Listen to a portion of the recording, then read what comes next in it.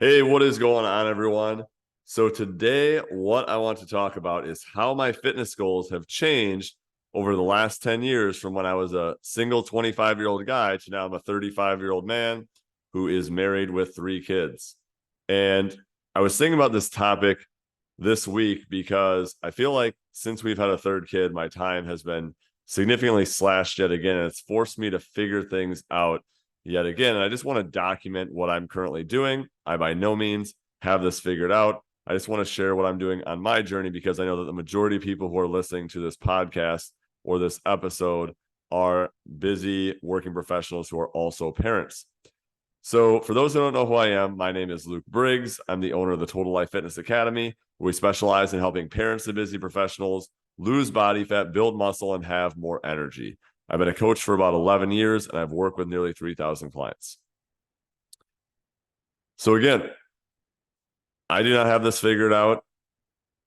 The purpose of this podcast is to just share real life stuff. I'm not perfect. I'm constantly learning, and I'm just sharing what has worked for me. So as I mentioned, I'm 35 right now. And when I was 25, I practiced powerlifting. For those who don't know what powerlifting is, it is the back squat, bench press, and deadlift, all with a barbell. And you are doing 1 rep max as heavy as you can. So I was by no means the strongest person. There were plenty of people, way stronger than me in my weight class. I just enjoyed doing it. And I would do, 2 hour long workouts. I mean, I remember having workouts where, I'd take like 10 minutes between sets because I would need a lot of recovery between heavy sets of 5 or heavy sets of 3 on back squats or deadlifts or whatever it was. And, worked at very intense paces, high volume. And the goal was just to get big and strong. And I would do hours of meal prep every single weekend. Like I would probably spend 4 or 5 hours on a Saturday or Sunday. I would turn on, either like a fitness product or I would turn on like a podcast or whatever it was, maybe watch YouTube, and I would be listening to something that entire time. So it was productive from an education standpoint, but I definitely spent a lot of time with that. So how it changed when I got into a relationship or got married. So I got into a relationship with my wife when I was 26. And, for the first year or so, I kind of just kept things the same. And then I realized that there were definitely changes that I needed to make there. So originally I was working out, 4 or 5 days per week, and I would always work out on Saturdays. Now, as an in-person personal trainer, you pretty much worked from 5:30 in the morning during the week, and usually got there by like 5:15, and then you'd work till anywhere from like 10 o'clock till noon, and then you'd probably be off from like noon or whenever the session got done till you know 3, 4, 4:30 depending on the day, and then you would work until anywhere from 7 till 8:30, just depending on when it was in time. So I had split shifts, so I'd always work out in the middle of the day because that was the time that I had available to work on myself. I didn't want to work out at 4 a.m. or I didn't want to work out at 9 p.m. I just preferred to work out in the middle of the day because that was what worked for me at the time. And then I also worked out on Saturdays. So I'd work till like 11 a.m. on Saturday. And then I would go to the gym, a different gym, and then train until like 1 o'clock. And by the time I was ready and done with lunch and showered, it was like 2 o'clock. And then I realized that, I wasn't able to do anything with my, girlfriend or fiance at the time because I was constantly, working and then working out and wasn't done till like 2 o'clock. So I realized that I needed to move my workouts to the week. So then I was working out Monday through Friday. And then I left the weekends open. If I wanted to do some sort of extra training, if it was a certain weekend or something like that, I did, but I didn't have anything scheduled. So that's how it kind of evolved for me. And then I scaled back probably the meal prep a little bit, but still not anything like extreme because, even though I was in a committed relationship, I still had, a decent amount of time compared to where I'm at now. And then in 2018, we had our first child. So even with one child, I mean, things definitely changed. Felt like I could do a fair amount. I still trained, for like hour and a half long sessions. I believe, I can't remember when exactly it was, but I know I switched to mornings. Like there were certain days with my personal training schedule where I wasn't scheduled first thing in the morning. So there were certain days, I think a couple days a week, where I did work out in the mornings just because it worked out better for our schedule. And my wife, needed nighttime availability actually for her profession as well. So it just really worked out for us. And working out at night, even if I ever did have nights that were open, just did not work well having a kid. So I needed to adjust my schedule further. And then I scaled back my meal prep a little bit as well. So then in 2021, we had our second child. And in early 2021, I recognized that I wanted to have some more support and accountability myself because I felt like my personal responsibilities were growing and I wanted to have some additional accountability. So I decided to train for a photo shoot in early 2021, especially in the fitness industry. I just wanted to make sure that I was fully practicing what I preached myself and staying in really good shape. So I ended up hiring a coach. And in June of 2021, I did a photo shoot. And then our second child was born not long after that. So then I switched my workouts from there to more traditional bodybuilding. And I kept workouts like an hour or less just because, again, now that you have two kids, time is of the essence even more. So two kids definitely changed things a bit more for me over the last 2 years. And I still felt like I was able to have like a decent morning routine and still able to have like a decent routine overall. Now, a few weeks ago, we had our third child, super blessed to have our third child. And the reason I even created this podcast is because it's really made me realize, since our time has dropped even more, that I need to prioritize things even harder and make adjustments to my own schedule even harder. I used to have such a strong morning routine, and, full transparency, our kids used to wake up, sometimes not even till like 7:30. So I'd have plenty of time by getting up at 5 o'clock. And then when school started, that switched to probably 6:30, 6:45. And now all of a sudden our kids just randomly started the last few weeks getting up even earlier, in addition to the newborn. Obviously, getting up once or twice in the middle of the night to feed the newborn as well.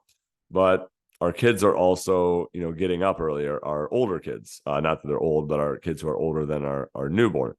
So, now all of a sudden our kids are getting up at 5:30, 5:45. So, my morning routine has pretty much been shot. So that used to be a big time of productivity for me. So, just given that I don't really want to wake up at like 4 o'clock because I'm already not getting enough sleep with the newborn or with the kids getting up in the middle of the night. I'm sure a lot of parents can relate to this because when you have young kids, chances are one or two or all of them will wake you up one or multiple times in the middle of the night. So sleep is always tough to come by when you have young kids. And the reason I'm sharing all this is because I want to be transparent that I don't have everything figured out, and I'm a continual work in progress as well. I'm just sharing how I'm currently thinking through things. So how I've changed my current schedule in the last few weeks is, in terms of getting steps in during the day, I found that I can really become sedentary, especially when I'm sitting, feeding the newborn, sitting with the kids, whatever it is. I ended up purchasing a walking pad, or like a walking treadmill. Got it for probably $250, $300. There are ones you can get for cheaper. There are ones you can get for more. And it's been super beneficial so far because I actually have a standing desk and I can put the treadmill right underneath the desk. So what I've been doing is, after lunch, I've been walking for, 20 to 30 minutes to get several thousand more steps in while I'm just like watching a YouTube video or watching a training on a certain topic, whether it be fitness or business related or something like that. So getting steps in has definitely been aided by getting the walking pad. It's a way that I can multitask. And then I've also just been keeping my nutrition just super simple, especially the last couple of years. So I used to spend hours every single weekend, as I stated already, meal prepping, getting Tupperware containers out, cooking all this chicken, sweet potatoes, brown rice, tilapia, whatever it was, ground beef, ground turkey. Those are a lot of my staples. And now what I do is I pay for a meal delivery service to give me 2 meals per day. And I know what a lot of people are thinking, well, that sounds like a lot of money. But in reality, like that's what I like spending my money on, is things that will give me back time. Like that was always a goal of mine, was to minimize the amount of meal prep that I needed to do each day. So that's just what I choose to spend my money on. I mean, I don't, drink alcohol, or I don't, do a lot of luxurious, extravagant things. I just choose to spend money on things that give me my time back, because that is the thing that is most valuable to me. So what I do for the other meals as well is I use, protein powder. Greek yogurt is something you don't have to prepare. You just put it on the food scale and weigh it. You don't have to actually like cook it. I use oats, like raw oats. You don't have to prepare any of those either. You literally just heat them up in the microwave. I also do egg whites. Egg whites are something that's super fast to cook at night on the stove. I use sticky white rice bowls that we get from Costco. That makes things super simple and effective, because you don't even have to prepare it. It's already prepared. All you have to do is heat it up. So those are the types of things that I use. I'll, like beans, things like that are just, all you have to do is just heat them up. Rice, microwavable rice, items like that are just super simple to use. And then I eat pretty much the same thing every single day. So I don't have to come up with all these different recipes. And I already know how I'm going to hit my macronutrients for the day. So I keep my nutrition super simple, so I don't have to prepare a ton. And I will pay for convenience when it comes to my nutrition. So I've also realized that I need to eliminate, and that's kind of what I'm figuring out right now, even more things that I'm doing, even in my business or in our Total Life Fitness coaching program. Are there things I'm doing right now that could be outsourced or could just be eliminated just in general? That's kind of what I'm thinking through right now, just even general things in life. So how I think about my training is different as well. My biggest goal in the past was to just lift as much weight as possible and build muscle. Not saying I still don't enjoy those things. I do definitely want to continue to gain muscle size. But how I think about my training is different. So the biggest goal right now is to just not get hurt. For example, this last week on Monday, I squatted heavy for the first time in a while, and my legs were super sore. So on Thursday, I had another leg day, and I was doing different exercises than planned because my legs were still super sore. And then I was even doing like rear foot elevated split squats, and I realized on like my second set that it was irritating my groin hamstring area, which felt like I had a muscle that was about to pop. So I just stopped the set altogether, even though I wasn't done with it. That's what I do right now, is instead of pushing through things like I used to, if something hurts, I just stop it and then just choose a different exercise, because I just want to live to play another day. Like I remember when I was, 25, I think I've shared this on this podcast before, but it got to the point where I remember one time I was pushing for maxing out for 5 reps on a trap bar deadlift. So this was when another class was going on, like a group class, and I was training just on my own personal time off to the side. And I remember thinking, like, I have to hit this PR for 5 reps. And, I ended up getting the lift. And I was just grinding out reps, horrible form, because I just wanted to hit my numbers. And as soon as I finished the set, it felt great for about 5 seconds. And then my back started to hurt. And literally for like the next month after that, my back continued to hurt. And I literally couldn't even deadlift or squat or do much else for the next month because I just wanted to hit that PR. And doing something like that today would just be stupid because then I couldn't play with my kids and I couldn't really lift and that, lower body, and that would just be dumb. So my biggest goal right now is really just to not get hurt. So things that I've stopped doing are I've stopped heavy deadlifting, and I have nothing wrong with the deadlift. The reason why I personally stopped it is just because it takes a really long time to ramp up. Like I don't want to spend 30 minutes of my workout on deadlifts. That just takes a lot of time. And then also it's just like every time I get heavier on deadlifts, my back gets irritated a little bit.